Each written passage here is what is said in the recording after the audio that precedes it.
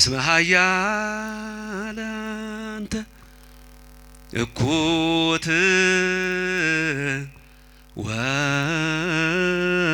ወስቡሕ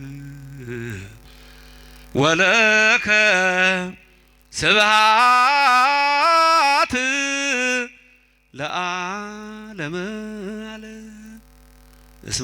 ሰዎች ማን ነው የሚሉኝ? ማን ይሉኛል? እነሱ ምን አሉ? ከነቢያት አንዱ ነው ይለዋል። ሙሴ ነው፣ ኤልያስ ነው፣ ኤርሚያስ ነው ይለዋል። ዮሐንስ መጥምቅ ከሞት ተነስቶ መጥቷል ይለዋል። አንዳንዶቹም እንዲሁ ነው ይለዋል። ተመልከቱ። እናንተስ ማን ትሉኛላችሁ? ሐዋርያቱ ተጠየቁ። ጴጥሮስ መለሰ፣ አንተ ውእቱ ክርስቶስ ወልደ እግዚአብሔር ሕያው። አንተማኞች የሁለት ልደት ትምህርት ስለማይገባቸው በተለይ በአንዳንድ ስፍራ ጎጃም ውስጥም በሌሎችም ስፍራዎች በአንዳንድ ቦታ ቅባትና ጸጋ የሚል ነገር ትሰማላችሁ። ኢትዮጵያ ውስጥ ቅባትና ጸጋ ከሁለት ልደት ተጨማሪ ሌላ ልደት አለው የሚል ትምህርቱ አገራችን ውስጥ ይምጣ እንጂ ካቶሊኮች የዘሩት ትምህርት ነው። የምንፍቅና ትምህርት ነው። ሊወገዝ የሚገባው ትምህርት ነው።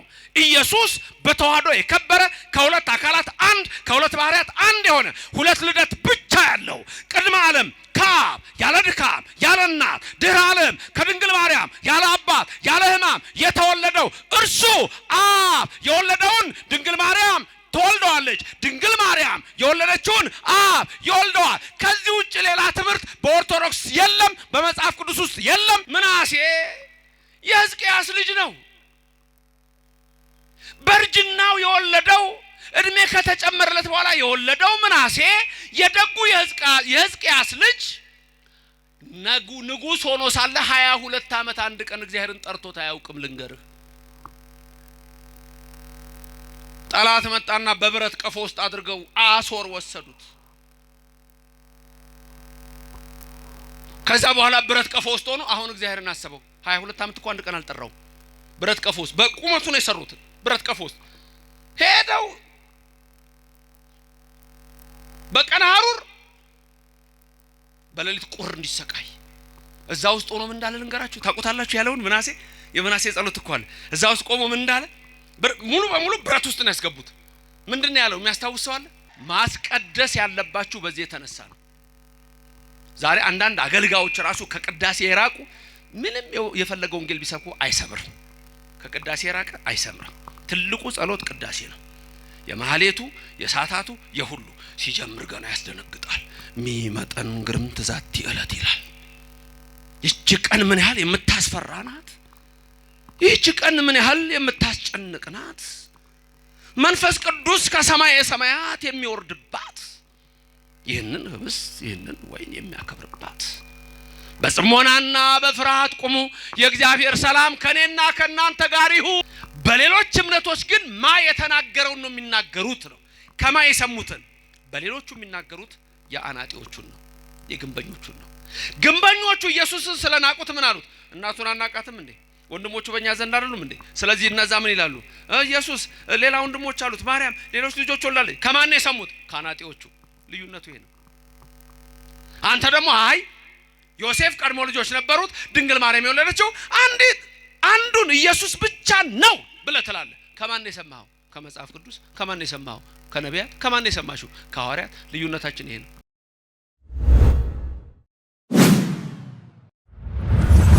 ቤተ እግዚአብሔርን አጋዥ በማድረግ ለተወሰኑ ደቂቃዎች የምንማርበት የትምህርታችን ርዕስ የሚሆነው የቅዱስ ጴጥሮስ ትምህርት ይሆናል። ከአዲስ ኪዳን ቅዱስ ጴጥሮስ ሊቀ ሐዋርያት፣ ከብሉይ ኪዳን ኢሳይያስ፣ ከአራቱ አበይት ነቢያት አንዱ የሆነውን ሁለቱ የሰበኩትን ከሌሎች ነቢያትና ሐዋርያት ትምህርት ጋር እግዚአብሔር የሚገልጽልንን እንማራለን። ሰው ለሰው አስተዋሽ ነው። ሰው ለሰው አሳሳቢ ነው። በልቡና የሚያሳድር በአእምሮ የሚቀርጽ የቃሉ ባለቤት ሕያው እግዚአብሔር የምትሰሙትን ቃል በልቡናችሁ ጽላት ይጻፍላችሁ። ለእኔም ለምናገረው ማስተዋልና ምስጢሩን እንዲያድለኝ አንደበቴንም እንዲያከናውን የአምላክ ቅዱስ ፍቃድ ይሆን ዘንድ ሁልጊዜ በጸሎታችሁ አስቡኝ። ይህ ቃል የሚሰማችሁ ሁሉ ሐሳብ ሕሊናችሁ በሰማያት ይኑር። ያላችሁበትን ስፍራ አውቁ። የጽድቅን ቃል ደስ በሚያሰኙ ጆሮዎች አድምጡ። አንድም እንኳ በዚህ ቅጽር የራሱን ወሬ የሚያወራ ሰው ከቶ አይሰማ። ምድርን ባያት ጊዜ እንድትንቀጠቀጥ ለሚያደርጋት ደሴቶችንም ለሚያቀልጠው ብርቱና ኃያል አምላክ የሰራዊት ጌታ እግዚአብሔር ከዚች ሰዓት ጀምራችሁ ሁላችሁም ልቡናችሁን ለሰራዊት ጌታ ለእግዚአብሔር አስማርኩ። የትምህርታችን ኃይለ ቃል የሚሆነው አናጢዎች የጣሉት ድንጋይ የሚል ይሆናል። አናጢዎች የጣሉት ድንጋይ። በዚህ ትምህርት ውስጥ ምንድነው ይዛችሁ የምትሄዱት ዛሬ? አንደኛ አናጢዎች እነማን ናቸው? ሁለት ድንጋዩ ማን ነው? ሶስት ይሄን ድንጋይ የት እናገኘዋለን? አራት ድንጋዩን የሚያምኑ ሰዎች አሉ። አምስት ድንጋዩን የማያምኑ ሰዎች አሉ። ስድስት ይህ ድንጋይ የከበረ የማዕዘን ራስ ተብሏል። ሰባት ይህ ድንጋይ የማሰናከያ አለት ተብሏል።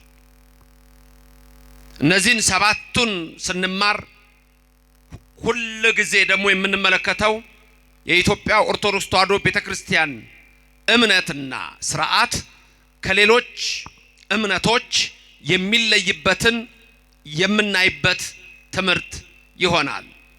መንፈስ ቅዱስ በእኔም በእናንተ ላይ አድሮ ይኖር። የማነበው የአንደኛ የቅዱስ ጴጥሮስ መልእክት ሲሆን ምዕራፍ 2 ከቁጥር 6 እስከ 8 ድረስ ይሆናል። እንዲህ ይላል። በመጽሐፍ እንዲህ ብሎ ተጽፏልና እነሆ የተመረጠና የከበረን የማዕዘን ራስ ድንጋይ በጽዮን አኖራለሁ፣ በእርሱ የሚያምን አያፍርም። ቁጥር 7 የቅዱስ ጴጥሮስ የመጀመሪያ መልእክት ምዕራፍ 2 ቁጥር 6 አነበብ። ቁጥር 7 እንዲህ ይላል። እንግዲህ ክብሩ ለእናንተ ለምታምኑት ነው። ለማያምኑ ግን አናጢዎች የጣሉት ድንጋይ እርሱ የማዕዘን ራስ የእንቅፋትም ድንጋይ የማሰናከያም አለት ሆነ። ቁጥር 8 የማያምኑ ስለሆኑ በቃሉ ይሰናከሉበታልና ለዚህ ደግሞ የተመደቡ ናቸው። ከኔ ቀጥላችሁ ደግሞ አሁን እናንተ ታነቡታላችሁ። እግዚአብሔር በልባችሁ ይጻፍላችሁ። ቁጥር 6 ላይ ያለውና አንብብ መጀመሪያ። በመጽሐፍ እንዲህ ብሎ ተጽፏልና።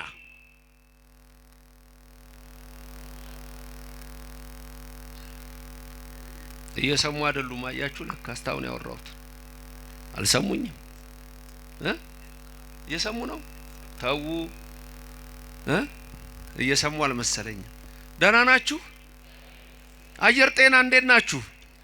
አየር ጤና ብለን ጤና አየር ባለበት ምንድነው አለመስማት? እግዚአብሔር ይግለጽልን። ከኔ ቀጥላችሁ ታነባላችሁ ማለት እኔ የምለውን ትደግማላችሁ። ላስደግማችሁ ነው። እሺ ተስማማን አሁን አይደል? እናንተም በቤት ያላችሁትም በተለያየ ስፍራ ያላችሁትም ሁላችሁም በዚህ ያላችሁት እናንተም እዛው ትላላችሁ ድምጻችሁን ከፍ አድርጋችሁ። በመጽሐፍ እንዲህ ብሎ ተጽፏልና እነሆ የተመረጠና የከበረን የማዕዘን ራስ ድንጋይ በጽዮን አኖራለሁ፣ በእርሱ የሚያምን አያፍርም። እዚህ ጋር ልብ በሉ። በመጽሐፍ የተነገረ ነው ብያችኋለሁ። ጴጥሮስ ነው ይሄን የሚለው ሊቀ ሐዋርያት በረከቱ ይደርባችሁ። በመጽሐፍ የሚለው ኢሳይያስን ነው። ይሄንኑ ቃል ኢሳይያስ በምዕራፍ 28 ቁጥር 16 ላይ ስለተናገረ ቅዱስ ጴጥሮስ የሚጠቅሰው ኢሳይያስን ነው። የኢሳይያስ በረከት እንደ ዝናብ በእናንተ ላይ ይውረድ። ስለዚህ በመጽሐፍ ያለው ኢሳይያስን ነው። ቀጠለ እነሆ የተመረጠና የከበረን የማዕዘን ራስ ድንጋይ አለ። የምን ድንጋይ? የማዕዘን ራስ። ምን አይነት ድንጋይ? የተመረጠና የከበረን የታኖረዋለሁ አለ። በጽዮን አኖረዋለሁ፣ በእርሱ የሚያምን አያፍርም። ትምህርቱ ይሄ ነው። ቁጥር 7 ከኔ ቀጥላችሁ ደግማችሁ አንብቡ። እንግዲህ ክብሩ ለእናንተ ለምታምኑት ነው፣ ለማያምኑ ግን አናጢዎች የጣሉት ድንጋይ እርሱ የማዕዘን ራስ የእንቅፋትም ድንጋይ የማሰናከያም አለት ሆነ። አሁን እዚህ ውስጥ ደግሞ የምናየው ክብሩ ድንጋዩን ለምታምኑት ለእናንተ ነው አለ። ለማያምኑ ግን ድንጋዩን እነማጣሉት አለ። የትምህርታችን ርዕስ እነማጣሉት? አናጢዎች ጣሉት አለ። ለነሱ ምን አይነት ድንጋይ ሆነ? የማሰናከያ። ለናንተ የከበረ። ለነሱ ምን አይነት ድንጋይ? የእንቅፋት። ለናንተ የተመረጠ። እነሱ አያምኑበትም፣ እናንተ ታምኑበታላችሁ። በምኑ? በማዕዘን ራስ ድንጋይ። ቁጥር 8 እናንብብ። የማያምኑ ስለሆኑ በቃሉ ይሰናከሉበታልና ለዚህ ደግሞ የተመደቡ ናቸው። የሚያስደነግጥ ነገር ነው። አሁን ይሄን በምን ልንገራችሁ መሰላችሁ እንዲገባችሁ ሁለተኛ እንዳይቀር። አንዳንድ ጊዜ የዛሬ 15 ቀን የተማራችሁትን ትምህርት አሁን ቢጠይቋችሁ ረስታችሁታል ወይስ አልረሳችሁትም? ምን ይመስላችኋል? ለምን እንደምትረሱት ምን ይመስላችኋል? ለምን ትረሳላችሁ? የዛሬ ዓመት የተማራችሁት ትምህርት አለ ታስታውሱታላችሁ ነው? ጠፍቷል? እሺ የዛሬ 10 ዓመት ጓደኛ መጣና ይገርማል እኮ እንትና እንዲህ አድርጎ እኮ አየሁት ብሎ የነገረን ትረሳለህ? ለምን? አንቺስ አይገርምሽም? ያደረገችው እኮ የዛሬ እኮ 15 ዓመት ነው የነገረችሽ፣ ገና ሕፃን ሆነሽ። እንዲህ አርጋ እሱ እናንተ ጋር ረስታችሁታል አለ። ተረስቷል? አይ ውሸታም አትሆኑ። ለምን አረሳ ነው የሚያንን? ለምን ነው ይሄን የረሳ ነው? በሉ መንፈስ ቅዱስ ይግለጽልን፣ በልባችን ይጻፍልን። ስለዚህ ችግሩ እናንተ ጋር ነው ሊሆን የሚችለው። አያችሁ? ስለዚህ አሁን እንደዛ ልንገራችሁና ይግባችሁ። እንግዲህ በሱ ነው የሚገባችሁ፣ በሱ መንገድ የውላችሁ። በመጽሐፍ ኢሳይያስ የሚባል ቀድሞ ምዕራፍ 28 ቁጥር 16 ላይ ስለ አንድ ድንጋይ ተናግሮ ነበር።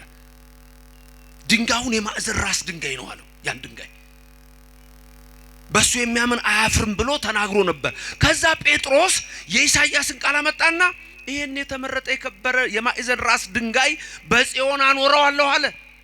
ቤት አኖረዋለሁ አለ። በጽዮን አኖረዋለሁ፣ ክብሩ ለእናንተ ለምታምኑት ነው አለ። ድንጋዩ የተመረጠ ነው፣ የከበረ ነው አለ። አናጢዎቹ ግን ድንጋዩን ጣሉት። ድንጋዩን አያምኑትም። ለነሱ ምን ሆነ? የማሰናከያ አለት ሆነ። ለምንድነው ያላመኑት? የማያምኑ ስለሆኑ። ለምን? በቃ ተመድበዋል። የማያምኑ ስለሆኑ በቃሉ ምን ይሆኑበታል? ይሰናከሉበታል። በምኑ ይሰናከሉበታል? በቃሉ ይሰናከሉበታል። በቃ ይሄ ነው ቃሉ። ዛሬ ሰማችሁት፣ ግን ሚስጥር አለው። በዚህ ውስጥ በጣም ረቂቅ የሆኑ ነገሮች አሉ። ስለዚህ ስለ ከበረው ድንጋይ ስለ ማዕዘን ራስ ስለሆነ እንነጋገራለን። ግን ይሄን ድንጋይ አናጢዎች ጣሉት። ባጭሩ ኢሳይያስ፣ ቅዱስ ጴጥሮስ በረከታቸው ይደርብንና በመጽሐፍ የነገሩን ዛሬ አሁን እኛ የምንሰማው በዚች በኪዳነ ምሕረት አየር ጤና ቤተ መቅደስ የሁሉ ሕዝብ ተሰብስቦ የምንሰማው ቃል ምንድነው? እነሆ የተመረጠና የከበረን የማዕዘን ራስ ድንጋይ በጽዮን አኖራለሁ አለ። ቀጥታ ወደ ትምህርቱ ነው የምንገባው። ድንጋይ የተባለው ኢየሱስ ነው። በጽዮን አኖረዋለሁ ማለት ጽዮን የተባለች እመቤታችን ነች። ከድንግል ማርያም አኖረዋለሁ ማለት ከድንግል ማርያም ከስጋዋ ስጋ ከነፍሷ ነፍስ ይነሳል። ወልድ። ወልድ ማን ነው? ወልደ አብ፣ የአብ ልጅ ቃል። ዮሐንስ ወንጌል ምዕራፍ 1 ቁጥር 1 በመጀመሪያ ቃል ነበረ፣ ቃል በእግዚአብሔር ዘንድ ነበረ፣ ቃልም እግዚአብሔር ነው፣ ያ ቃል ስጋ ሆነ ይላል። ቃል ማን ነው? እግዚአብሔር። ስጋ የሆነው ማን ነው? እግዚአብሔር። ከማ ስጋ ሆነ? ከማ ይሆናል? ከድንግል ማርያም ብቻ። ክብርና ምስጋና ለእግዚአብሔር ይድረሰው፣ ስሙ የተመሰገነ ይሁንልን። ተመልከቱ፣ ያ ድንጋይ አለት የተባለው ኢየሱስ ነው። ኢየሱስ ነው። አሁን ዝም ብሎ ድንጋይ ሲባል ደስ ላይል ይችላል፣ አለት ሲባል ደስ ላይል ይችላል። አንደኛ ቆሮንቶስ ምዕራፍ 10 ከቁጥር 1 እስከ 5 ጳውሎስ ሐዋርያ እንዲህ ይላል፣ አባቶቻችን ሁሉ ከሙሴ ጋር ነበሩ፣ ይተባበሩ ነበር። ሁሉም አባቶቻችን እነሆ በደመና ተጠመቁ። ሁሉም አባቶቻችን ያን መንፈሳዊ መብል በሉ። ሁሉም አባቶቻችን ከሙሴ ጋር የነበሩት ሁሉ እናቶቻችን ያንን አለት ጠጡ። ያን መንፈሳዊ መብል በሉ፣ መናውን ያን መንፈሳዊ መጠጥ ጠጡ። ይከተላቸው ከነበረው አለት ጠጥተዋልና አለቱም ክርስቶስ ነበረ። ክብርና ምስጋና ለስሙ ይድረሰው። እችን ቃል ደግማችሁ ትናገራላችሁ። አለቱም ክርስቶስ ነበረ። ተመልከቱ፣ አለቱም ክርስቶስ ነበረ። አንደኛ ቆሮንቶስ 10 ከ1 እስከ 5። የማቴዎስ ወንጌል ምዕራፍ 16 ቁጥር 13። ይሄ ታሪክ ደግሞ በፊልጵስዩስ ዘቂሳርያ ነው። በፊልጵስዩስ ዘቂሳርያ ኢየሱስ ክርስቶስ ምን ብሎ ጠየቃቸው ደቀ መዛሙርቱን? ሰዎች ማን ነው የሚሉኝ? ማን ይሉኛል? እነሱ ምን አሉ? ከነቢያት አንዱ ነው ይለዋል። ሙሴ ነው፣ ኤልያስ ነው፣ ኤርሚያስ ነው ይለዋል። ዮሐንስ መጥምቅ ከሞት ተነስቶ መጥቷል ይለዋል። አንዳንዶቹም እንዲሁ ነው ይለዋል። ተመልከቱ፣ እናንተስ ማን ትሉኛላችሁ? ሐዋርያቱ ተጠየቁ። ጴጥሮስ መለሰ፣ አንተ ውእቱ ክርስቶስ ወልደ እግዚአብሔር ሕያው። አንተማ እንጂ አንተማ እኮ እነሆ ወልደ አብ ወልደ ማርያም የሆንክ ክርስቶስ ነህ አለው። ክርስቶስ የጠየቀው የሰው ልጅ ማን ይሉታል ነው ያለው። እኔ ሰው የሆንኩትን ቃል፣ ሰው የሆንኩትን ወልድ፣ ሰው የሆንኩትን እግዚአብሔር ምን ብለው ነው የሚጠሩኝ አለ። ነብይ ነህ አሉት። በቃ ዛሬም በአንዳንድ እምነት ነብይ ነው ይሉታል፣ በአንዳንድ እምነት አማላጅ ይሉታል፣ በአንዳንድ እምነት ፍጡር ነው ይሉታል፣ በአንዳንድ እምነት እንደዚህ ነው ይሉታል። ይሄ ሁሉ ግን ልክ አይደለም። እናንተስ ማን ትሉኛላችሁ የተባሉት የኦርቶዶክስ ልጆች እናንተ ናችሁ። ማን ትሉታላችሁ ከተባላችሁ እንደ ጴጥሮስ ነው። አንተ እግዚአብሔር የእግዚአብሔር ልጅ ነህ፣ አንተ እነሆ አምላክ ወልደ አምላክ ነህ። የኔና የናንተ መልስ ይሄ ነው። በኔና በእናንተ ቤተክርስቲያን ኢየሱስ አምላክ ነው፣ ንጉስ ነው፣ ጌታ ነው። በዛም አይበቃም። የጌቶች ጌታ፣ የነገስታት ንጉስ፣ የአማልክት አምላክ፣ የኃያላን ኃያል፣ የቅዱሳን ቅዱስ፣ የክቡራን ክቡር፣ የልዑላን ልዑል፣ ሰማይን የዘረጋ ምድርን የመሰረተ እሱ እግዚአብሔር በኋላ ዘመን ከድንግል ተወልዶ የዕዳ ደብዳቤያችን የሰረዘ እሱ አምላክ ነው። ክብርና ምስጋና ለእግዚአብሔር ይድረሰው። ልዩነታችን ይሄ ነው። ቅድም ምንድን ያለው? የማያምኑ ስለሆኑ በምኑ ይሰናከሉበታል? በምኑ ነው የሚሰናከሉት? በቃሉ ነው። በሌላ ይሰናከሉ። ቃሉን እያነበቡ ነው የሚሰናከሉት። ቃሉን እያነበቡ። ስለዚህ ተናገሩ በመጽሐፍ እንዲህ ተብሎ ተጽፏል። ተናገሩ በመጽሐፍ እንዲህ ተብሎ ተጽፏል። እነሆ የተመረጠና የከበረን የማዕዘን ራስ ድንጋይ። ምን አይነት ድንጋይ? የተመረጠ። ምን አይነት ድንጋይ? የከበረ የማዕዘን ራስ ድንጋይ የተባለው ኢየሱስ ነው። ጴጥሮስ ያንን ሲናገር በፊልጵስዩስ ዘቂሳርያ ጌታችን በልብ መታሰቡ በቃል መነገሩ ከፍ ከፍ ይበልና ምን አለው? ጴጥሮስ ይሄን የገለጠልህ ስጋና ደም አይደለም አለው። ክብርና ምስጋና ለእግዚአብሔር ይድረሰው። ስጋና ደም ይሄን አልገለጠልህም፣ ይሄን የገለጠልህ በሰማይ ያለው አባቴ ነው። ይሄን የገለጠልህ የባህሪ ሕይወቴ መንፈስ ቅዱስ ነው ብሎ ክርስቶስ ጴጥሮስ ምን አለው? አንተ አለት ነህ አለው። ስምህ ኬፋ ሳይሆን ጴጥሮስ አለት ተብሎ ይጠራል አለው። በዚች አለት ላይ ቤተክርስቲያን እንሰራለሁ አለው። አለቱ የማዕዘኑ ራስ የተመረጠው የከበረው ኢየሱስ ነው። በኢየሱስ ላይ ነው እቺ ቤተክርስቲያን የምትሰራው። በዚህ ቤተክርስቲያን ያደረገን እግዚአብሔር ስሙ የተመሰገነ ይሁን። ከማን ነው ስጋ የሆነው? ከማን ነው ሰው የሆነው? የከበረውን የተመረጠውን ራስ ድንጋይ የት ነው የማኖረው? በጽዮን። ክብርና ምስጋና ለእግዚአብሔር ይድረሰው። በየት አኖረዋለሁ? ጽዮን ማለት ምን ማለት ነው? ጽዮን መጠጊያ። ለምሳሌ አንዳንድ ሰዎች ምን ይላሉ? እክትዋ ለጽዮን ወቀፈዋ ይላል። ወቀፈዋ ዳዊት ጽዮንን ከበቧት እቀፏት ይላል። በሌላ ስፍራ ደግሞ እግዚአብሔር ጽዮንን እንደመረጣት ይናገራል። እስመ አርያ እግዚአብሔር ለጽዮን ወአብደራ ከመትኩኖ ማሂደሮ ዛቲ ይእቲ ምዕራፍየ ለዓለም። እነሆ እግዚአብሔር ጽዮንን መርጧታልና። እስመ አርያ እግዚአብሔር ለጽዮን መርጧታልና። ምን ብሎ ነው የመረጣት? ተመልከቱ፣ ምን ብሎ መረጣት? ማደሪያው ትሆን ዘንድ መረጣት። መዝሙር 86 ላይ ታገኙታላችሁ። ማደሪያው ትሆን ዘንድ መረጣት። ምን ብሎ? ለመቼ?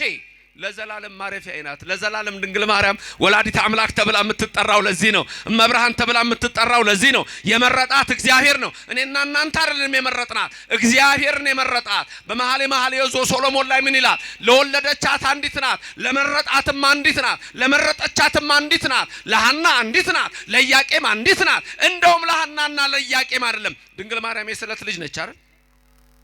ነች አይደለችም? የስለት ልጅ ነች። የማን ነች የስለት ልጅ? ማን ነው መጀመሪያ የተሳለው? ማን ነው የተሳለው እሷን ለማግኘት? አባቷ ማን ነው?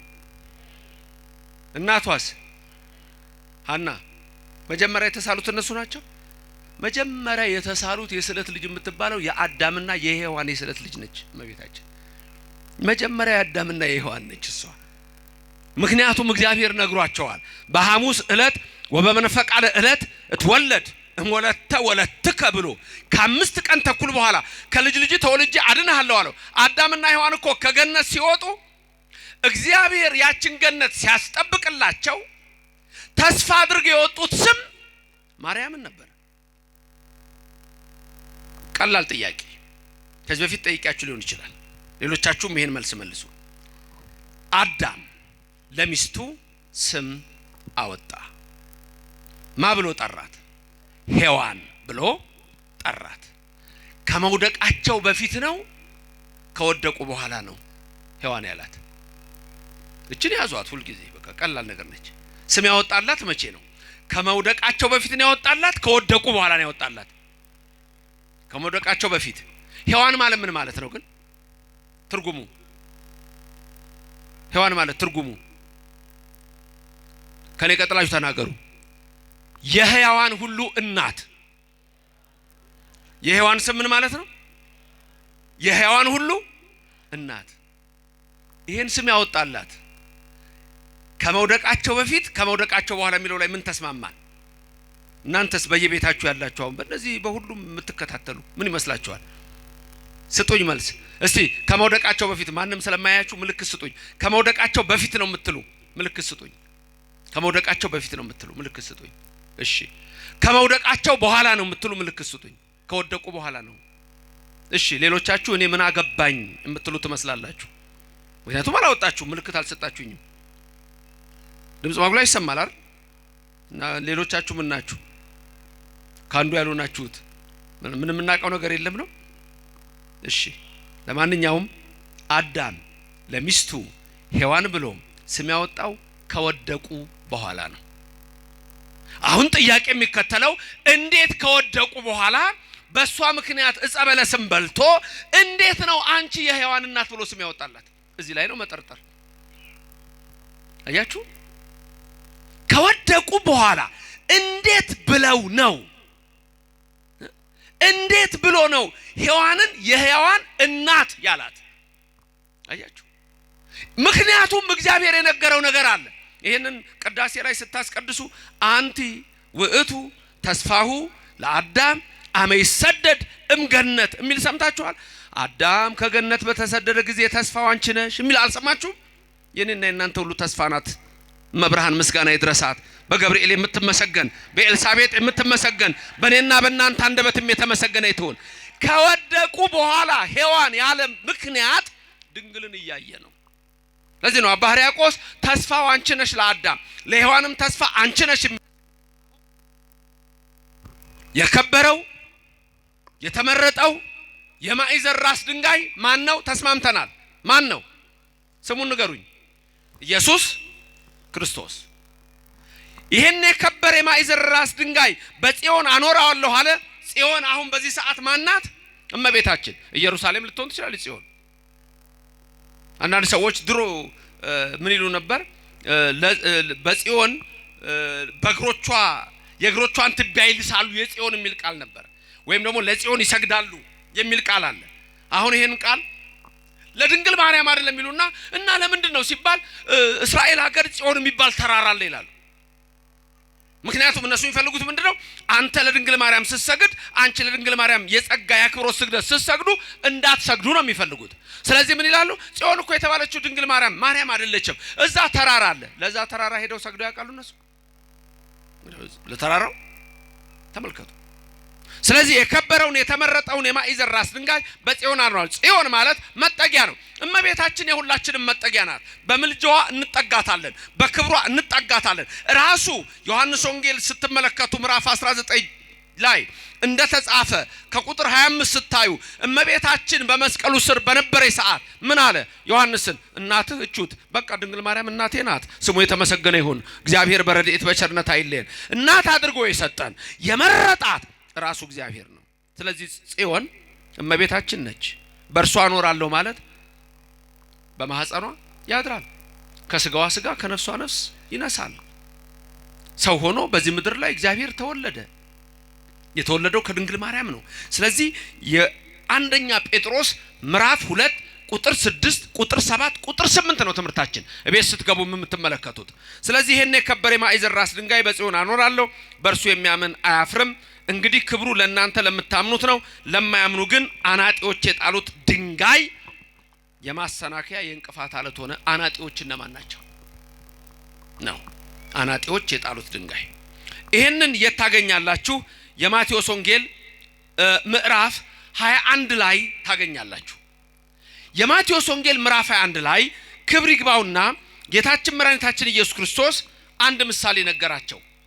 ምን የሚል ምሳሌ? አንድ ሰው ነበረ፣ ወይን ተከለ፣ ቅጥር አደረገ። ከዛ በኋላ ለገበሬው ሰጠ። ከዛ ባሮቹን ላከና ፍሬ አምጡ አላቸው። እነዛ ገበሬዎች የተላኩትን ግማሾቹን ገደሏቸው፣ ግማሾቹን ደበደቧቸው፣ ግማሾቹን ገረፏቸው። እንደገና አብዝቶ ላከ ይላል። አሁን ማነብላችሁ ማቴዎስ 21 ላይ ነው። እንደገና አብዝቶ ላከ። አብዝቶ ሲልክ አሁንም እነዛን ምን አደረጉ? ገደሏቸው፣ ደበደቧቸው፣ ወገሯቸው፣ ገረፏቸው። መጨረሻ ምን አረገ? እስቲ እንግዲህ ሊያፍሩ ይችላሉና ልጄን ልላከው ብሎ ልጁን ላከ። ልጁን ሲያዩ ጭራሽ ከሩቅ ጥርሳቸውን አፋጩ። እነዛ 1000 ባሮች ናቸው አሉ። ይሄ ልጅ እኮ ማለት ወራሽ ማለት ነው እኮ። ስለዚህ እንያዘውና እንግደለው አሉና ከወይኑ ስፍራ አወጡና ገደሉት ይላል። ኢየሩሳሌም ናት አሁን ወይን። ከኢየሩሳሌም በአፋአ በቀራንዮ ኢየሱስን እንደሰቀሉት ነው። ቀድሞ የተላኩት ነቢያት ናቸው። ቀድሞ የተላኩት ሐዋርያት ናቸው። ምክንያቱም እግዚአብሔር ለአባቶቻችን ለሐዋርያት ለአባቶቻችን በነቢያት ኋላም በሐዋርያት ነገራቸው። ምን ነው ይሄንን ነው ጳውሎስ ሐዋርያ ዕብራውያን ምዕራፍ 1 ቁጥር 1 ላይ በብዙ ነገር ወበብዙ መክፈልት አይዳአ እግዚአብሔር ለአበዊነ በነቢያቱ እምትካት ይላል። በነቢያት አስቀድሞ ኋላም በሐዋርያት ነገራቸው ይላል። ስለዚህ ኢየሱስን ነው እሱን ነው የምታዩት ማቴዎስ 1 ላይ ወስደው ቀራንዮ እንደሰቀሉት እንደገደሉት ያሳያል። ከዛ በኋላ ይሄን የሚያስተምረው ብዙ ህዝብ ተሰብስቧል። ፈሪሳውያን አሉ። ያ የወይኑ ባለቤት ሲመጣ እነዚህን ሰዎች ምን ያደርጋል አላቸው። ክፎችን በክፋት ይቀጣቸዋል ብለው መለሱ። ከዛ ቀጥሎ ያለው ቃል እንዲህ ይላል። ኢየሱስ ክርስቶስ ቅድም ያልነውን በኢሳይያስ የተናገረውን በጴጥሮስ ያሰበከውን ራሱ ይናገራል። ማቴዎስ 21 ቁጥር 42 ላይ እንዲህ ይላል ቃሉ። ከኔ ቀጥላችሁ ሁላችሁም ተናገሩ። ኢየሱስ እንዲህ አላቸው፣ ግንበኞች የናቁት ድንጋይ እርሱ የማዕዘን ራስ ሆነ። አሁን ይሄ ጌታ የሚጠቅሰው ራሱ ኢሳይያስን ነው። በኢሳይያስ ያናገረው ራሱ ነው። ይሄንን አላነበባችሁም አላቸው። ፈሪሳውያን መጽሐፍ ያውቃሉ።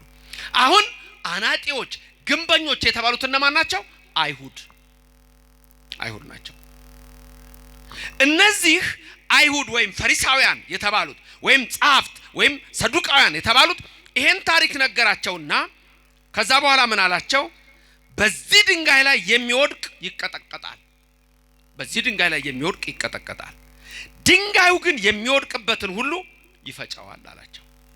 ድንጋዩ ባለፈው ሳስተምር በአንድ ስፍራ ትንቢተ ዳንኤል ምዕራፍ 2 አንስቻለሁ። ምዕራፍ 2 ባጭሩ አንድ ነገር ልንገራችሁ።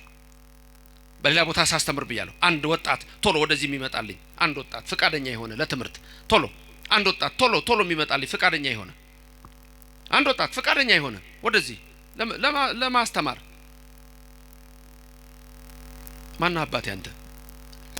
ክፍለ ጻድቅ ተክለ ጻድቅ። የዓለም ስምህስ? ዳንኤል። እንዴ ዳንኤል ነው ስምህ? አሁን ዳንኤል እኮ የሚናገረው ነው የምናገረው። በጣም የሚገርም እኮ ነው። በጣም የሚገርም እኮ ነው።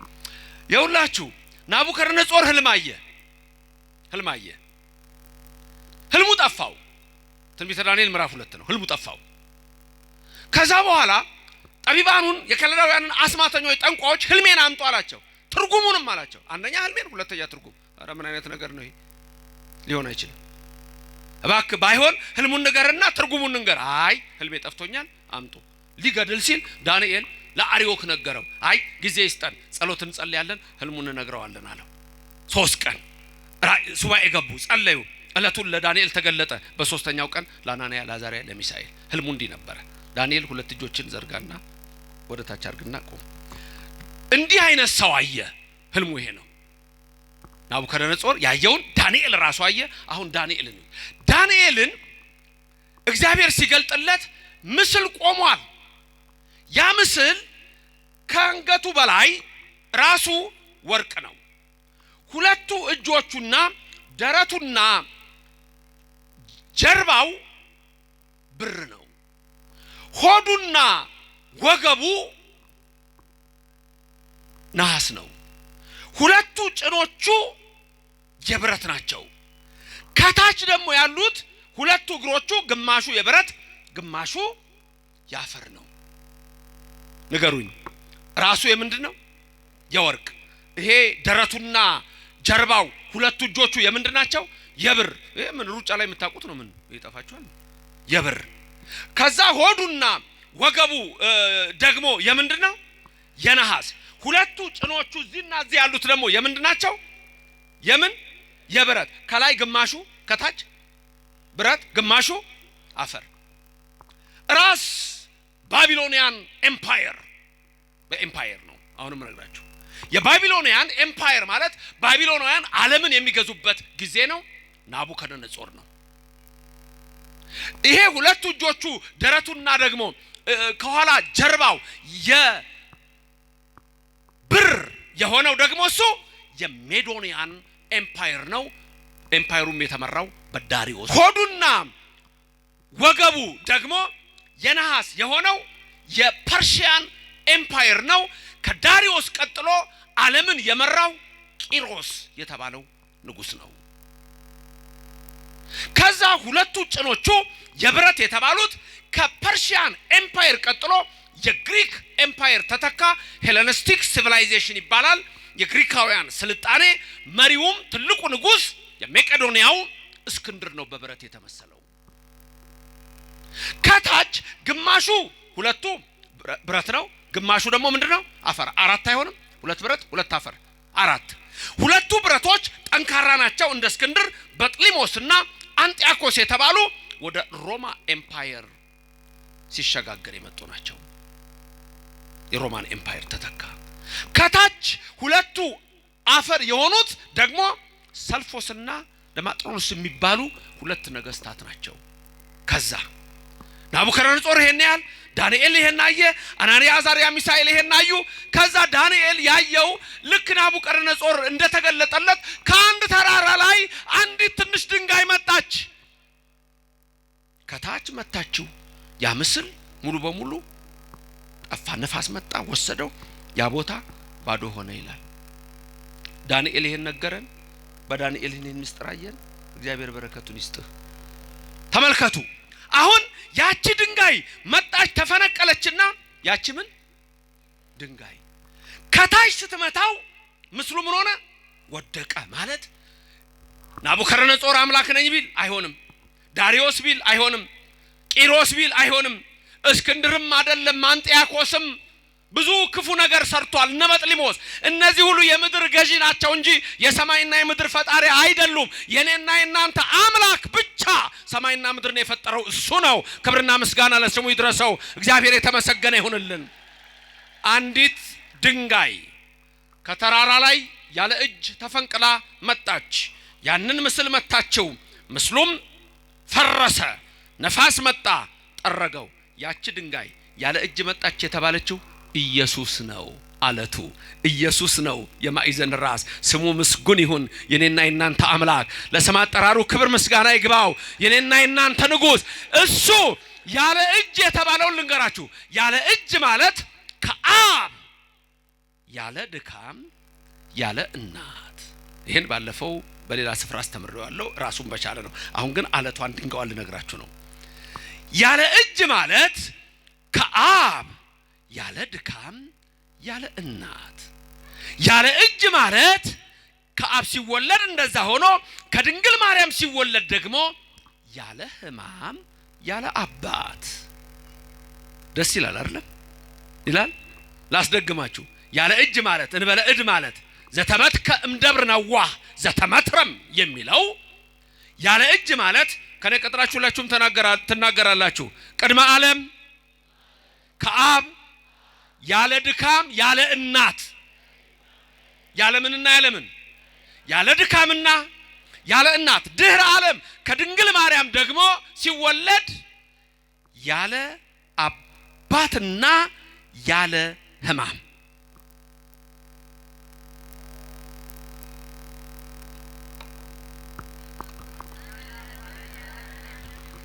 እንዴ ያን ብቻ ሰማይ ነው ያላችሁት ለካ ግድ የለም እዚህ መጥቶ አላምላክ ኑ አብራችሁ ኑ የሰማውን ተናግራችሁ የምድሩን ዝም አላችሁ። የሰማይ ቤት ይስጣችሁ እግዚአብሔር። ግድ የለም ላስደግማችሁ ነው። እንግዲህ አሁንም ይቅርታ ምን ላድርግ። ቅድመ ዓለም ከአብ ያለ ድካም ያለ እናት ድህረ ዓለም ከድንግል ማርያም ያለ ሕማም ያለ አባት ሁለት ልደት አለው። ምን ነው ኢየሱስ ይሄ ነው። ክብርና ምስጋና ለስሙ ይድረሰው። እግዚአብሔር የተመሰገነ ይሁን። አንዳንድ ሰዎች የሁለት ልደት ትምህርት ስለማይገባቸው በተለይ በአንዳንድ ስፍራ ጎጃም ውስጥም በሌሎችም ስፍራዎች በአንዳንድ ቦታ ቅባትና ጸጋ የሚል ነገር ትሰማላችሁ። ኢትዮጵያ ውስጥ ቅባትና ጸጋ ከሁለት ልደት ተጨማሪ ሌላ ልደት አለው የሚል ትምህርቱ አገራችን ውስጥ ይምጣ እንጂ ካቶሊኮች የዘሩት ትምህርት ነው። የምንፍቅና ትምህርት ነው። ሊወገዝ የሚገባው ትምህርት ነው። ኢየሱስ በተዋህዶ የከበረ ከሁለት አካላት አንድ ከሁለት ባህሪያት አንድ የሆነ ሁለት ልደት ብቻ ያለው ቅድመ ዓለም ከአብ ያለ ድካም ያለ እናት ድህረ ዓለም ከድንግል ማርያም ያለ አባት ያለ ሕማም የተወለደው እርሱ አብ የወለደውን ድንግል ማርያም ተወልደዋለች። ድንግል ማርያም የወለደችውን አብ ይወልደዋል። ከዚህ ውጭ ሌላ ትምህርት በኦርቶዶክስ የለም፣ በመጽሐፍ ቅዱስ ውስጥ የለም። አሪዮስ የተወገዘ፣ ንስጥሮስ የተወገዘ፣ መቅዶኒዮስ የተወገዘ፣ ሰባሊዮስ የተወገዘ፣ አርጌንስ የተወገዘ፣ ጄሮም የተወገዘ፣ አውጣኪ የተወገዘ፣ ጳውሎስ ሳምሳጢ የተወገዘ፣ ትምህርታቸውም የረከሰ ነው። የኛ ግን ክቡር ነው። ክብሩም ለእናንተ ለምታምኑት ነው ይላል። እግዚአብሔር የተመሰገነ ይሁንልን። ክብሩ ለማን ነው? ለኛ ለምናምነው። ክብሩ ለማን ነው? የድንጋዩን እኮ ነው የምላችሁ። አናጢዎቹም ማጣሉት፣ ግንበኞቹም ማናቁት። ያቺ ድንጋይ ምን ሆነች መጨረሻ? ለናቡከደነጾር ዳንኤል ሲነግረው እናንተ አምላክ አይደላችሁም አለው። ይመጣል አለው። ይሄ ዘመን ካለፈ በኋላ አለው በሮማውያን ዘመን ክርስቶስ ይወለዳል። እሱ ቅድመ ዓለም አምላክ ነው። አሁን ደግሞ ወደፊት ዳንኤል ይሄን ከተናገረበት ከብዙ ዓመታት በኋላ ከድንግል ማርያም እንደሚወለድ ነገራቸው በሮማውያን ዘመን። ያቺ ድንጋይ ፈጨችው። ነፋስ መጣ፣ ስልጣን እግዚአብሔር ጠረገው። ቦታው አልታወቀም፣ ስም አጠራራቸው የለም።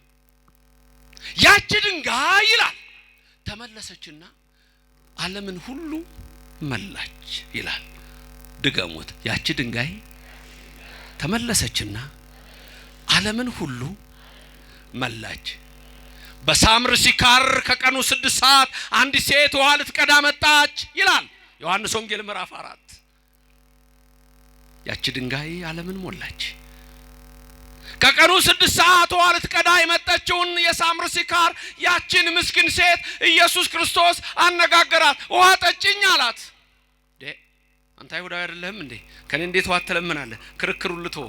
መጨረሻ የሕይወት ውሃ ሰጥሻለሁ አላት። የሕይወት ውሃ ይስጣችሁ። ምን ይስጣችሁ? የሕይወት ውሃ ሰጥቶናል እኮ። ከገኖ የፈሰሰውን እኮ እንጠመቅበታለን ማይገቡ ይባላል። ስጋውና ደሙን እኮ ሁሌ እንቀበለዋለን። በዚህ እየመጣን እኮ ተሰጥቶናል እኮ ወገኖቼ፣ ተሰጥቶናል እኮ። ስጋው ደሙ ተቀበላላችሁ? እስቲ ስጋው ደሙ የተቀበላችሁ ምልክት ስጡኝ። ስጋው ደሙ የተቀበላችሁ። እሺ ያልተቀበላችሁ ብዙዎቹ ከሌላ እምነት ነው እንደመጡት አልተቀበልንም እኮ አሉ። አልተግባባንም።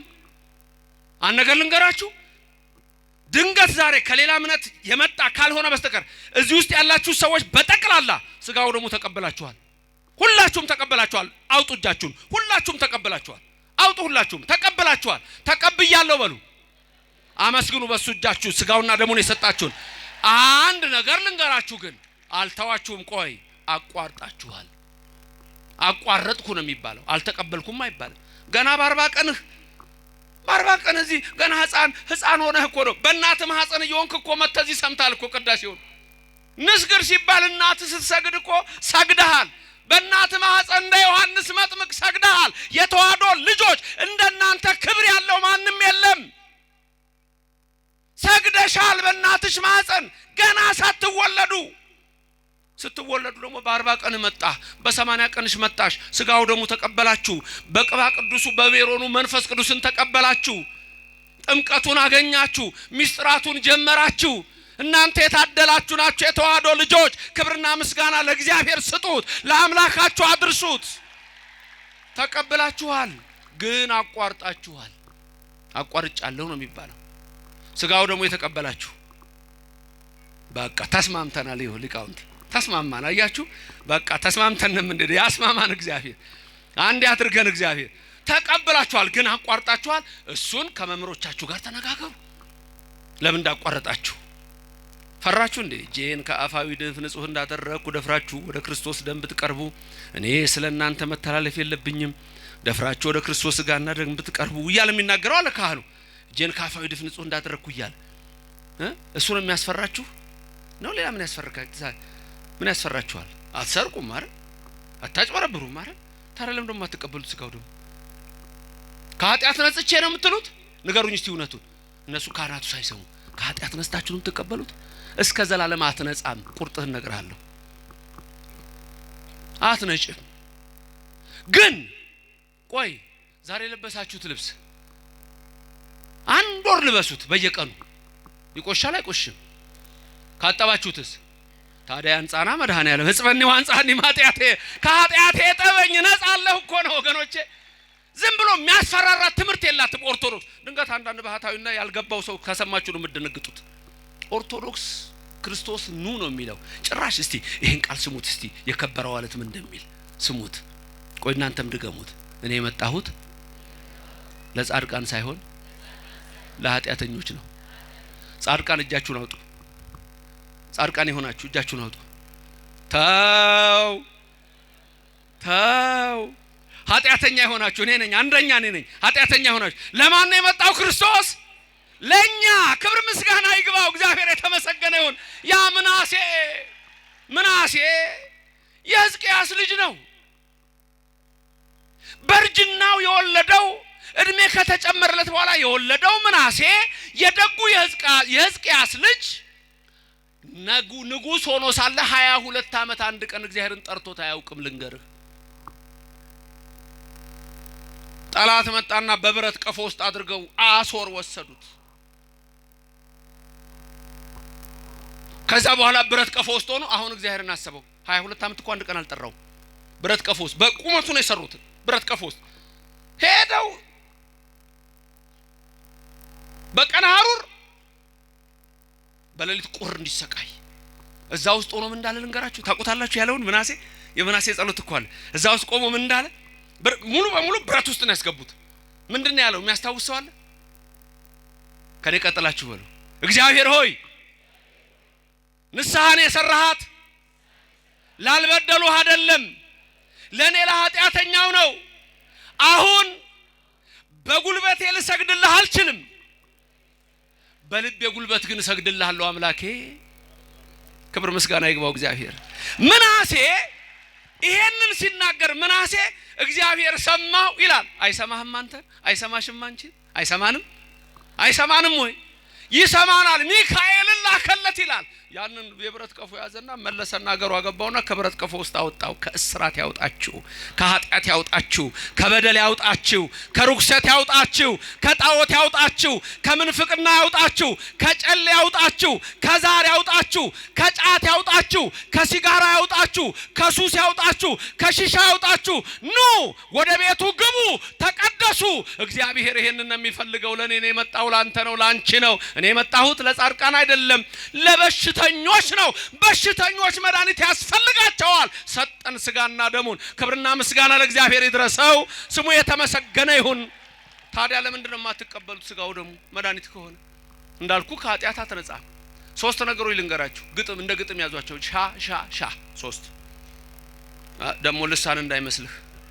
እችን ሰምቶ መምህር ዘበነ ልሳን ተናገረ እንዳይል ደሞ ያ ከዚህ ቤት የወጣው የርኩሰት ልጅ የባቢሎን የጋለሞታይቱ ርኩሰት ጡት ጠቢ ክፎች ከእግዚአብሔር የራቁ ለእግዚአብሔር ክብር ለኢየሱስ ክብር የሌላቸው ለድንግል ማርያም ክብር የሌላቸው ለመላእክት ክብር የሌላቸው ራሱ ኢየሱስን ግንበኞቹ ሲንቁት አብረው የናቁ የሰቀሉ አሉ። ዛሬ ሶስት ነገሮች የስጋው ደሙ ጥቅም ድገሙ። ለኃጢአት መደምሰሻ፣ ለአጋንንት ድል መንሻ፣ ለመንግስተ ሰማያት መውረሻ። በቃ ታዲያ ምን ትፈልጋለህ? ምንድነው ያልኩት? አንድ ለኃጢአት ሻ ነው ብያለሁ። መጨረሻው ግጥሙን ነገርኳችሁ እኮ። አንድ ለኃጢአት፣ ሁለት ለአጋንንት፣ ሶስት ለመንግስተ ሰማያት። ታዲያ እሱ አይደለም ለስጋው ደሙ። ሰሞኑን ሁሉ ስል ነበር በየቦታው አይደለ? እነዚህ ምስክሮች ናቸው። እነዚህ እንደው ወደ ቁርባኑ ስትመጡ ሁሌም የሚደጋገመው ነገር ስለሆነ ብዬ እኮ ነው። እስመ ኃያል አንተ እኩት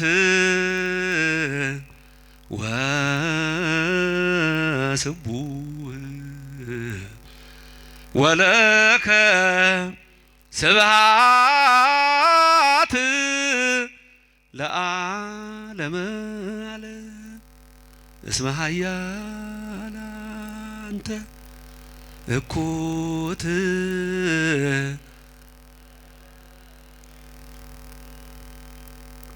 ወለከ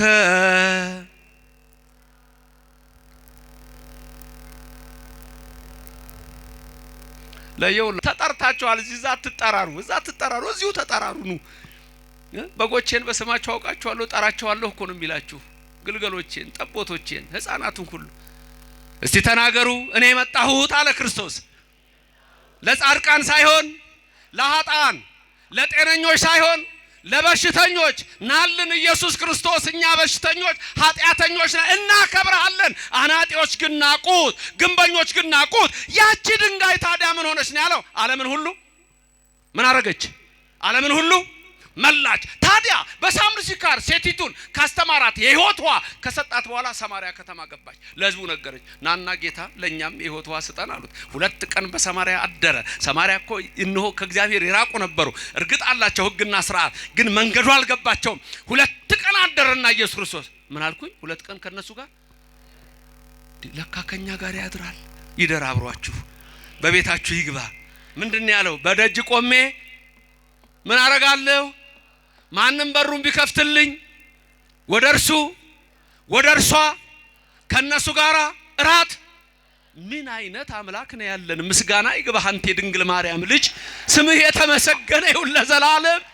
እቤታችሁ ገባለሁ። ይሄ ነው እኮ ችግራችንኛ አልገባንም ርቀን ያለነው። እሱ እኮ ቀረቡ ሀቤሁ ወያበርህ ለክሙ ወደሱ ቀረቡ ያበራላችኋል ያበራላችሁ። ደሞ አለች አይደል እናቱ እሷ ብርሃን አይደለም እንዴ? እሱ አነ ወእቱ ብርሃኑ ለዓለም አላለም እንዴ? ዮሐንስ ወንጌል 8:12 ላይ አላለም? እኔ ዓለም ብርሃን ነኝ አላለም ብሏል እኮ።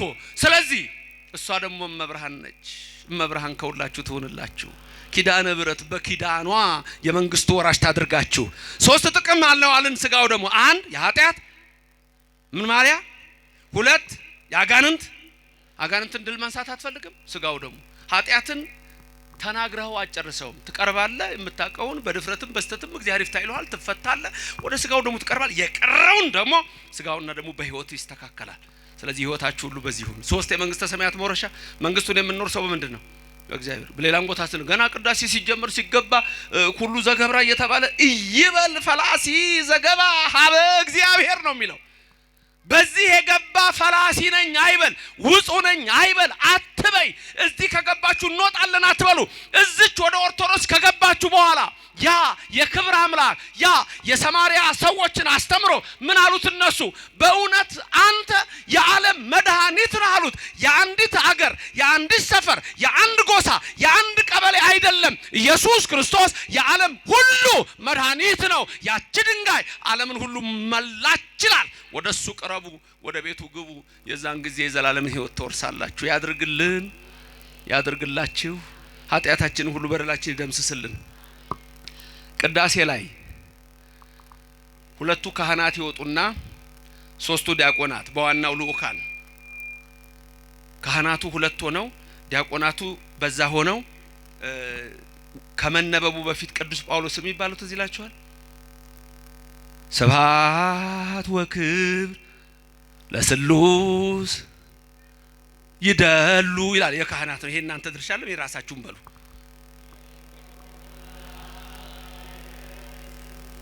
ለካቺ ቀለም ከብዳቸው ነው። እቺን ይችላሉ እቺን ይችላሉ።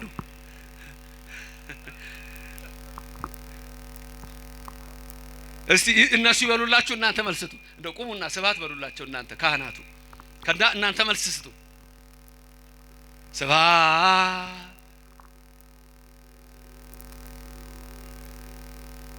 ይደሉ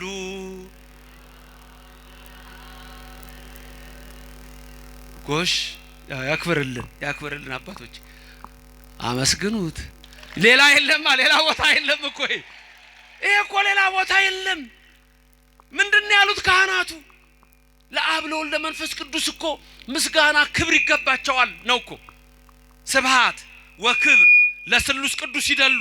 ለስሉስ ቅዱስ ስሉስ ተብሎ ለሚመሰገን ለስላሴ ለእግዚአብሔር ስብሐት ምስጋና ሲሉ እናንተ ደግሞ ምን አላችሁ? ይደሉሙ ይገባቸዋል አላችሁ። ለማለማ ነበር ያላችሁት?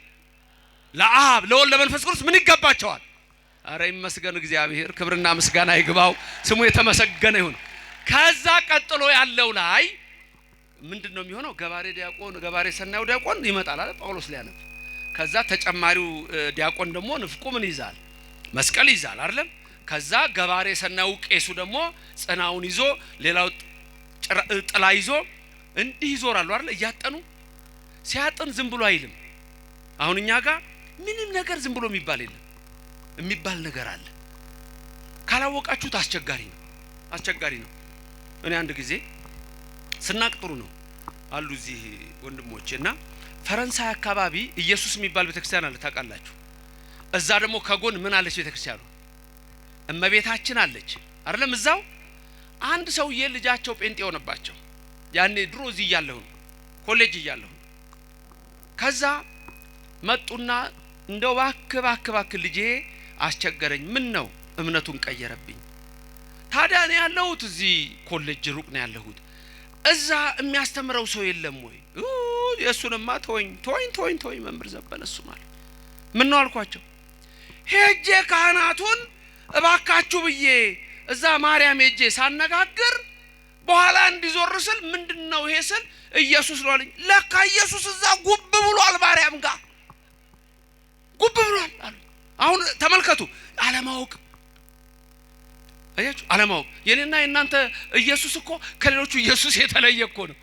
ማወቅ ነው የምንማረውን መማር አለባችሁ። አሁን በዚህ ደብር ማክሰኞ ትምህርት አለ፣ አርብ ምህላ አለ፣ በየሰዓቱ ትምህርት አለ የሚሰጥ።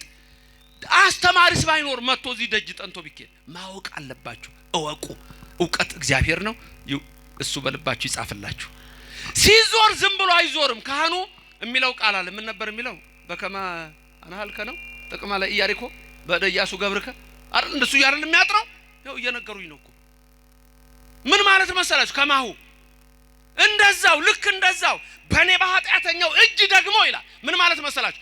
በነዌ ልጅ በኢያሱ ላይ ሆነ የሰራዊት ጌታ እግዚአብሔር ሆይ 7 ጊዜ የኢያሪኮን ግንብ ቢዞሩት በሰባተኛው ቀን የኢያሪኮን ግንብ እንዳለ እንደ ሻማ ያቀለጥከው ያፈረስከው የደመሰስከው እግዚአብሔር ሆይ አሁን በኔ በካህኑ በባሪያ እጅ ደግሞ የኔንም ኃጢአት እዚህ የተሰበሰቡትን የሕዝቡን ሁሉ ኃጢአት እያለ ማዕጠንት እያጠናችሁ ኃጢአታቸውን አፍርስላቸው ሲል የሰራችሁት ኃጢአት ሁሉ እንደ ሻማ ነው የሚቀልጠው። እግዚአብሔር ክብርና ምስጋና ይግባው፣ ስሙ የተመሰገነ ይሁን። ማስቀደስ ያለባችሁ በዚህ የተነሳ ነው። ዛሬ አንዳንድ አገልጋዮች ራሱ ከቅዳሴ የራቁ ምንም የፈለገው ወንጌል ቢሰብኩ አይሰምርም። ከቅዳሴ የራቀ አይሰምርም። ትልቁ ጸሎት ቅዳሴ ነው። የማህሌቱ የሳታቱ የሁሉ ሲጀምር ገና ያስደነግጣል። ሚመጠን ግርምት ዛቲ ዕለት ይላል። ይህች ቀን ምን ያህል የምታስፈራ ናት! ይህች ቀን ምን ያህል የምታስጨንቅ ናት! መንፈስ ቅዱስ ከሰማይ ሰማያት የሚወርድባት፣ ይህንን ህብስት ይህንን ወይን የሚያከብርባት። በጽሞናና በፍርሃት ቁሙ፣ የእግዚአብሔር ሰላም ከኔና ከናንተ ጋር ይሁን ብሎ ነው የሚጀምረው። የእግዚአብሔር ሰላም ከሁላችን ጋር ይሁንልን። ግርምት ዛቲ ዕለት እጽብት ዛቲ ዕለት መላእክት የሚወርዱባት መንፈስ ቅዱስ የሚወርዱባት ቅዳሴ ሲገባ አሁን እኮ ችግሩ ልባችሁ እኮ አንድ አይሆንም እኮ። አሁን ብዙ ችግሩ አሁን ቅዳሴ ላይ ሆኖ ሁሉ እንዲህ የሚባክን ሰው አላያችሁ? በቃ የሚሰለችው 10 የሚያዛግ አይላል። አርሰናልን ስታይ ግን አይን ፈጦ ቴሌቪዥን ውስጥ ሊገባ ነው። ማንቸስተር 4-0 ሲሸነፍ ትንቀጠቀጣለህ። ይቅርታ ቴዲ ማንቸስተር ተናልኩ። የማንቸስተር ደጋፊ ነው ጓደኛዬ። ልብ የለም ልብሽ የለም። እሱ እኮ ነው ችግሩ። ሚመጣን ግርምት ዛቲ ዕለት በፍርሃት ቁሙ። ደሞኮ ወደ 12 13 ጊዜ ምን ትባላላችሁ? ተንሱ ለጸሎት በዜማ። ለምንድን ነው የሚደጋገመው? የቆማችሁበትን ወቁ። ጸሎት ላይ ናችሁ። ጸሎት መንፈሳችሁን ህላችሁን ሰብስቡ። አንዳንድ ካህናትም አሉ። እኔ አሁን ስልክ መቅደስ ውስጥ ይዞ መግባት ከጥንት ጀምሬ በጣም ነው የምቃወመው። በተለይ የደነገጥኩት ግን እኔ አባቶች ያላችሁ ከተሳሳትኩ ልታረም፣ ካሜራ መቅደስ ውስጥ ገብቶ ጳጳሳትም መነኮሳትም ቅዳሴ ሲቀደስ ያኔ እኔ መቅሰፍት መጣ ነው ያልኩት። መቅደስ ውስጥ ድረስ እሱን ራሱ ያውቁበታል። እነሱ ወደ እነሱ አንናገርም። ያውቁበታል፣ ያስተካክሉ። እናንተም ናችሁ ዝም ብሎ ቆመ መስለመ ፈስ እጥላል የለህም። ያችን 2 ሰዓት ያችን 1 ተኩል 3 ሰዓት ስለምን አይሆንም? በቃ ተንሱ ለጸሎት። በቃ ተነስታችሁ እኮ ቆማችኋል። ተንሱ ለጸሎት። ህሊናህን ነው የምታነሳው። መሀል ላይ ደግሞ የሚባል ቃል አለ። ትዝ ይላችኋል? አሁን ዝም ብሎ በንባብ ብቻ ሆነ። ዜማው ሊጠፋ ሳይሆን አይቀርም። ለተነብሩ ዜማው ሊጠፋ ይመስለኛል። የተቀመጣችሁ ተነሱ ይባላል። ቆማችኋል እኮ እናንተ። የደከመው አይቀመጥ አይደለም። የተቀመጣችሁ ተነሱ፣ ከኃጢአት ወንበር ተነስ። ያለህበትን ወቅ ወደ ምስራቅ ተመልከቱ። ምስራቅ ጾት እመቤታችንን ምስራቅ ምጽአት ይመጣል ክርስቶስ። አስቡ። እናንተ እኮ ክብሩ ለእናንተ ነው ተብላችኋል። እናንተማ የተመረጣችሁ ናችሁ፣ የታደላችሁ ናችሁ። ሁሌ ሌለነ ኦርቶዶክስ መሆን መታደል ነው እላለሁ። ያቺ ድንጋይ ድቅ ዓለምን መላች ዓለም መድኃኒት ነው። ስለዚህ እነዛ አናጢዎች ናቁት የተባሉት አይሁድ ናቸው። ናቁት ክርስቶስን። ምን አሉ? አምላክ አይደለህም አሉ። የነሱን ትምህርት ማን ያዘ? አሁን እነ ማርቲን ሉተር ያዙ። ማርቲን ሉተር ለምሳሌ ፕሮቴስታንት እምነት የሚቀበለው መጽሐፍ ማዞሬቲክ ቴክስት ነው የሚባለው። ማዞሬቲክ ቴክስት የሚባለው የአይሁድ መጽሐፍ ነው። ስለ ክርስቶስ ያለውን ትንቢት የቆራረጡበት ነው። ፕሮቴስታንት የሚቀበለው እሱን መጽሐፍ ነው። ካቶሊኮች የሚቀበሉት ቡልጌት ነው። ቡልጌትን የጻፈው ጄሮም ነው። በ480 አካባቢ ነው። እሱም ደግሞ እንደዛው አይሁድ አልተጠቀሙበትም ብሎ ቆርጦታል። አናጢዎቹ ናቁት ኢየሱስ ክርስቶስን። ስለ ዘመዶቹ ሲናገር ያ ኢሳይያስ ነብይ ምን አለ? ባየነው ጊዜ ደም ግባት የለውም አለ። እኛ ግን እንደተቀሰፈ ቆጠርነው አለ። በኢሳይያስ ትንቢት ምዕራፍ 53 ላይ ማን ነው ያስተዋለው ከትውልዱ አለ? ባየነው ጊዜ ደም ግባት የለውም አለ። የሚነግረን ስለ ዘመዶቹ ነው። ክርስቶስ ወደዚህ ምድር መጣ። እኔ አምላክ ነኝ ሲላቸው ድንጋይ አነሱ። አንተ ሰው ስትሆን አናቅህም እንዴ? እናትህ እዚህ አይደለችም? ወንድሞች እህቶች ይላል። ተሰናከሉበት ይላል ሉቃስ 3ን ስታነብ ተሰናከሉበት። እዚህ ደግሞ ምን አለን ቅዱስ ጴጥሮስ በአንደኛ መልእክቱ ምዕራፍ 2 ከቁጥር 6 እስከ 8 በተለይ ቁጥር 8 ላይ የማያምኑ ስለሆኑ ይሰናከሉበታል። የሚሰናከሉትም በቃሉ ነው። ቃሉን ከመጽሐፍ ቅዱስ እያነበቡ ነው የሚሰናከሉበት። አለቀ። መጽሐፍ ቅዱስ ይዘዋል፣ መጽሐፍ ቅዱስን አያውቁም። የለም የቤተክርስቲያናችን ትምህርትም አይገባቸውም። የኦርቶዶክስ ትምህርት ሊገባቸው አይችልም። ሁሌ ሲነቅፉ፣ ሁሌ ሲተቹ ታያላችሁ። ለምን? እነሱ አናጢዎች የጣሉትን ስለተቀበሉ ነው። ክብሩ ግን ለኛ ነው፣ ለምታምኑት ነው። ለማያምኑ አናጢዎች የጣሉት ድንጋይ ነው። ፈሪሳውያኑ ሰዱቃውያኑ የጣሉት ጸሐፍት የናቁት ነው። ኢየሱስ ክርስቶስ መጥቶ ግን ምን አለ? እኔ ማን ነኝ አለ። የሰው ልጅ ሰዎች ማን ይሉታል አለ። አንተ ክርስቶስ ነህ አለው። አምላክ ወልደ አምላክ ነው። ኦርቶዶክስ ቤተክርስቲያን ኢየሱስ ክርስቶስ አምላክ ነው። ከሰማይ ወረደ። አዎ ያዳነን እሱ ነው። የዕዳ ደብዳቤያችን የሰረዘ እሱ ነው። ከድንግል ማርያም ተወልዶ ያዳነን እሱ ነው። ደህንነታችን እሱ ነው። ስሙ የተመሰገነ ይሁን። ክብር ምስጋና ይግባው። እግዚአብሔር የተመሰገነ ይሁን። ስለዚህ ዛሬ የኦርቶዶክስ ቤተክርስቲያን ትምህርት ከሌላው በተለየ የምታዩበት ምክንያት በዓለም ላይ ለምንድን ነው? እኛ አናጢዎቹን አልተከተልንም። አናጢ ስለ ድንጋይ ያውቃል። እነዛ ጸሐፍት ፈሪሳውያን ስለ ቃሉ ያውቁ ነበር። አባቶች ከነሱ ወገን ነበሩ፣ ግን ክርስቶስን አልተቀበሉም። መሲህን ዛሬም ድረስ አልተቀበሉም። ስለዚህ ዓለም ወዴት ሄደ? አሁን ወደ ጨለማ። አንዳንዶች ክርስቶስን አናጢዎቹ ስለጣሉት፣ ለምሳሌ ሰሞኑን የጻፉት መጽሐፍ አለ፣ ዛሬ ይመስለኛል ታገኙታላችሁ የምትፈልጉ ሰዎች፣ ኒው ኤጅ ሙቭመንት እና ሎ ኦፍ አትራክሽን። በኒው ኤጅ ሙቭመንት እና ሎ ኦፍ አትራክሽን ኒው ክርስቲያኒቲ ተብሎ በሚሰየመው ኢየሱስ አምላክ አይደለም፣ ዝም ብሎ አንድ ሰው ነው፣ ሮል ሞዴል ነው የሚሏችሁ። ሌሎቹ ደግሞ ግኖስቲክስ የሚባሉ ያን የነበሩ ኖስቲሲዝም የሚባል እምነት አለ። እነሱ ደግሞ እንደ ጨረር ተፈንጥቆ የመጣ ነው ይሏቸዋል፣ ሰው ነው ይሏቸዋል። ተመልከቱ። አሪዮስ ፍጡር ነው ይላል እና አውጣኪ ዝርው ይላሉ።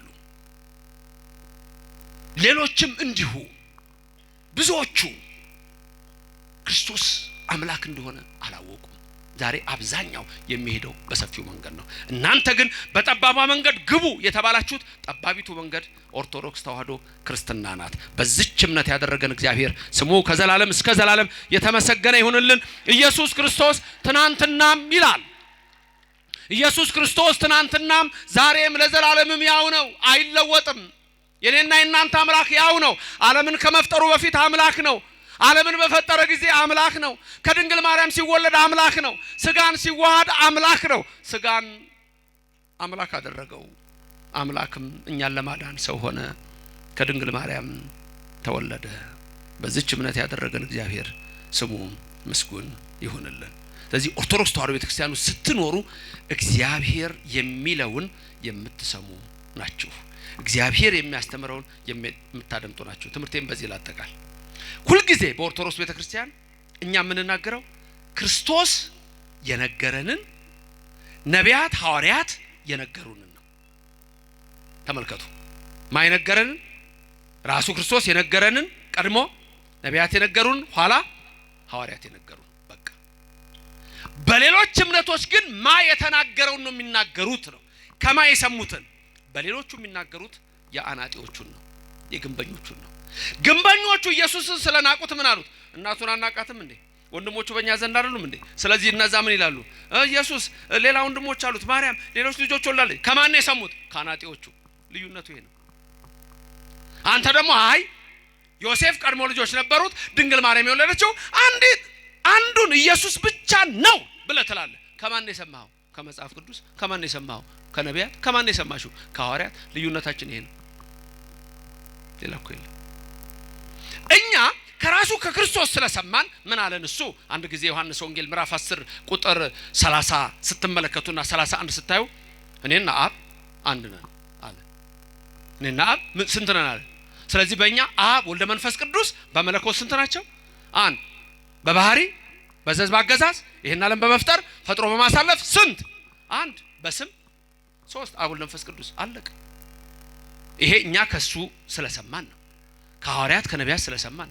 በሌሎቹ ቦታ ደግሞ ኢየሱስ ወደ አብ ይጸልያል ይላል፣ ይማልዳል ይላል። አለቀ። ልዩነቱ ነው። ለምን? እነሱ የሰሙት ከአናጢዎቹ፣ እኛ የሰማነው ከክርስቶስ። አናጢዎች የጣሉት ድንጋይ እሱ ግን የማይዘን ራስ ነው። ክብሩ ለማን ነው? ለእናንተ ለምታምኑት። ለማያምኑ ግን የማይዘን ራስ የሆነው ለነሱ ምን ይሆናል? የእንቅፋት የማሰናከያ አለት። በማይሰናከላሉ በኢየሱስ ነው የሚሰናከሉት።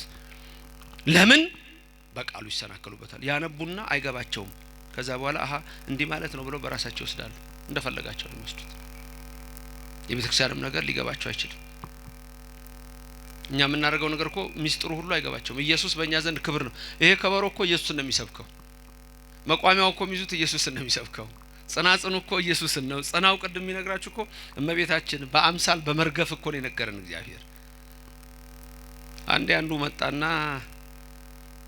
ቤተክርስቲያን ገባ። መጥቶ አያውቅም። ከሌላ ነው የመጣው። እስቲ ሊዮ የኦርቶዶክስም ብሎ ነው። እንደው ቅዳሴውንም አየ፣ ትምህርቱንም አየና እጣነ ሞገር አካባቢ ደረሰ እና እንደው ክብሪቱ እጣነ ሞገሩ ካለ በኋላ ከዛ ወረብ ሊቀርብ ሲል ካህናት በዚህና በዚህ ይሰለፉ የለም። መቋሚያ ደግሞ ዲያቆናቱ እያመጡ ያቀብላሉ። ሹልክ ካለና ሮጡ ሄደ። በሰላም ሲቀድሱ በሰላም ሲጸልዩ የነበሩት ምን እንደሆኑ አላቀም። መጨረሻ ላይ የኦርቶዶክስ ቤተክርስቲያን ለሁለት ተከፋፍለው ዛሉት ዱላ እየሰጧቸው ሊከታከቱ ሲሉ ነው ሹልክ ብዬ ወጣው። አልሰሜን ገባ በለው ማለት እዚህ ላይ ነው። አየህ፣ የኛ ቤተክርስቲያን ሚስጥር ናት። ራሱ ክርስቶስ ሚስጥር ነው። ሚስጥር እኮ ነው።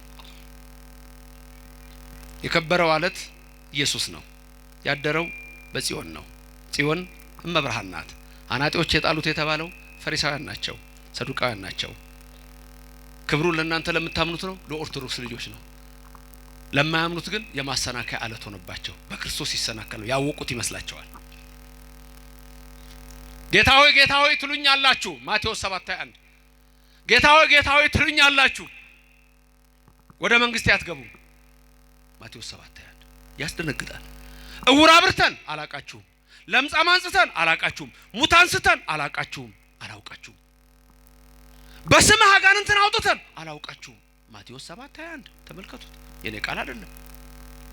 ስለዚህ አላወቁትም። ትላንት ነው እዛ ማስተምርበት የት ነበር ትላንት ያስተማርኩት? የካሚካኤል የአጼ ፋሲልን እንትን ነግሬያቸው ነበር። እዛ ላሉት ለህዝቡ ምን አለ እነሱ የሚስሙት። ንጉስ አጼ ፋሲል የጎንደሩ የኢትዮጵያው ንጉስ በጎንደር ዘመነ መንግስት በ17 ሴንቸሪ አንድ ቀን ዝሆን ሊያድኑ ከጋሻ ጃግሬዎቻቸው ጋር ጫካ ገቡ። ትላንት ነግራችኋለሁ፣ እናንተ ሰምታችኋል። እዚህ ያላችሁት አይደል? ጫካ ገቡ። ጋሻ ጃግሬዎቹ አሉ። ንጉስ እኮ ናቸው፣ የኢትዮጵያ ንጉስ። አንድ ወጣት ውርዙው ነገ ተከትለው ሲሄዱ ሊያድኑ እንደው ጎሹን ምኑን ቁርጥርጣሉና ማንንም አጠገባቸው የለም። እሳቸው ተከትለው ሲያሳድዱ ዞር ቢሉ ማንንም የለም፣ ዞር ቢሉ ማንንም የለም። ብቻቸውን ጫካ ውስጥ መንገዱን አያውቁትም። ንጉሱ ቤተ መንግስታቸው የጎንደርን መንገድ ከተማውን። ከዛ ግራ ገብቷቸው ቤት ይሆን እያሉ በቅሏቸው ላይ ተቀምጠው ሲሄዱ አንድ ሰውዬ ጌሾ ተሸክሞ ይሄዳል። እንዴት ዋል ካሉት እግዚአብሔር ይመስገን አንተስ እንደምን ነህ አላቸው ንጉሱ። የጎንደርን የቤተ መንግስቱን መንገድ ታውቀዋለህ? አሳምሬ አሳየኛ። ጌሾ የለማትቼ እከፍልሃለሁ ከከፈልከኝማ ምን ቸገረኝ በልና ምራኝ አንተ በቅሎ ላይ ተቀምጠኔ በግሬ እና አፈናጠኝ ናውጣ ንጉሱ ጋር ከንጉሱ ጋር ከኋላ አፈናጠውት ንጉስ ሆኖ አላወቀም እኔ ስገምተው ይሄን ትላንትም ተናግሬ ያለው ያንድ የወለጋ ሰው ነገሩ የሚባል ሰው በክርስትና ስሙ ነው መጽሐፉ ላይ ያለው እርግጥ ያጻፈውን አዲስ አበባ ዩኒቨርሲቲ ያሳተመው እዛ ላይ የኢትዮጵያ ታሪክ በአፄ ቴዎድሮስ ዘመን ይመስለኛል እዛ ላይ ነው ያነበብኩት ይታወቃል ታሪኩ እኔ ስገምተው አሁን ሲመራቸው አንተ ሰው ያሰማም እንዴ በዚህ ጋር ሄድ ነው ያልኩ ምናምን ሲላቸው ንጉሱ አረ በዚህ ሄድ ሲላቸው ብቻ ወደ ከተማ እየደረሱ ሲመጡ አንተ ሰው አሉት ያወሩት እኮ ነው የሚሉት አፈናጣው ንጉሱን ታውቃቸዋል አለ አረ አንተ ሰው ቀልደኛ ነህ ንጉሱን ታውቃለህ ደግሞ ማን አድርሶኝ ከንጉሱ አብሮ ቁጭ ብሏል ማን አድርሶኝ በቃ ከተማ ስንገባ ታውቃቸዋለህ አሉት ወደ ከተማ ስንገባ ታውቃቸዋለህ ከዛ በኋላ ወደ ከተማ ሲደርሱ ንጉስ ሲመጣ ሰው የሚያረጋውን ታውቃላችሁ አይደል በድሮ ነገስታት ጊዜ ፊልም እንደገና አይታችሁ ከሆነ እንዲሁ መጎራ እንዲሁ የለበሰው እንዲህ ያረጋ ይሰግዳል አይደለም ንጉስ ሲመጣ ጥፍ ይላል ክብር ያለበት ዘመን ስለሆነ ነው ታዲያም አሁን እንትን አሉት ንጉሱን አሁን አወካቸው አሉት የታሉ አሉ የታሉ አሁን ሰው ደግሞ ይሄኔ ገርሞታል እንዴ ንጉሱ ዛሬ ማን ነው ያፈናጠጡት አይደል ከንጉሱ ጋር ታይቶ የማይታወቅ ነገር ነው በድሮ ዘመን አስቡት ደግሞ ብቻ ያነጠፈ ይሰግዳል እና አሁን አላወካቸውም አሉ የታሉ እንዴ ሰው እኮ እየሰገደ ነው አሉት አየና እና አሁን አወካቸው አሉት እንግዲያውማ ወይ ካንተ ወይ ከኔ ወይ ከኔ አብሮ ሆኖ ንጉሱን አያውቅም አያችሁ መጽሐፍ ቅዱስ መያዝ ብቻ አያድንም ንጉሱን ኢየሱስን ማወቅ ያስፈልጋል አብሬ ነኝ ማለት አይደለም ንጉሱን ኢየሱስ ክርስቶስ ማወቅ ያስፈልጋል እሱ በሁሉም ዘንድ አለ ለዘላለሙ የከበረው አለት የማዕዘን ድንጋይ የኔና የናንተ አምላክ ስሙ የተመሰገነ ይሁን አሜን ድንግል ማርያም በቀኝ በግራ ትቆምላችሁ